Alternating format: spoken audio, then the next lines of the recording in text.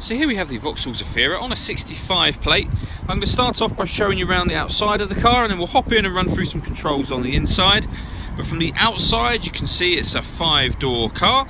Let's start off inside the boot and then work our way around the rest of it from there. So as we approach the back of the car, you'll see we have reversing sensors.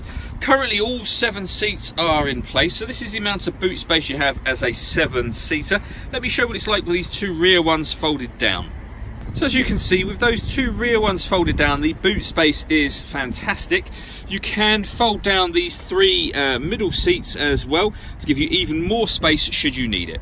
Okay, so we're just going to work our way back round to the front of the car, and then we'll hop in and run through some controls on the inside. But now that we've done a full circle of it, you can see it's in fantastic condition the whole way round. Okay, so now that we're inside the car, we're going to start with the dials. On the left-hand side, we have the rev counter, and on the right-hand side, the speedometer. In the middle at the bottom, you can see the total miles for this car are 23,439. Above that, we have a trip computer, which displays fuel economy information and a digital readout for the speedometer. If we back out to the steering wheel, on the left-hand side, we have cruise control, and on the right-hand side, we have stereo controls and phone controls. The phone controls, of course, can only be used once the phone has been paired, and that is done using the stereo and screen over in the center just here. So you can see this car has got DAB digital radio. It has AM and FM as well, and then back round to DAB. If you want to listen to your own music, you can do that via the CD player.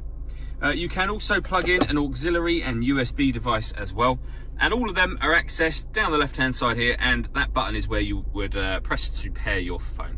You can see the CD player at the bottom of the unit just there. Below that, we've got the air conditioning, so you can select the temperature, high and low, fan speed, up and down. Hit that button to turn the air conditioning on. It's on when that light shows, so off or back on again, and you can determine where within the car you'd like the air to be distributed. Under that, we have this cubbyhole section. This opens down, and then you have a 12-volt charging socket, the auxiliary and USB inputs that I mentioned previously, a 6-speed manual gearbox. This button will turn on or off the parking sensors for the car, and this button will turn off the traction control should you wish to do that. Before we climb in, I think it's well worth seeing the interior from this exterior point of view. There's plenty to run through on the dashboard, so let's hop in and we'll do that now. All that leaves me to say is thank you for taking the time to watch this video. If you'd like to come and see the car in person and have a test drive, please feel free to call any of our MJA sites. We'd love to hear from you soon.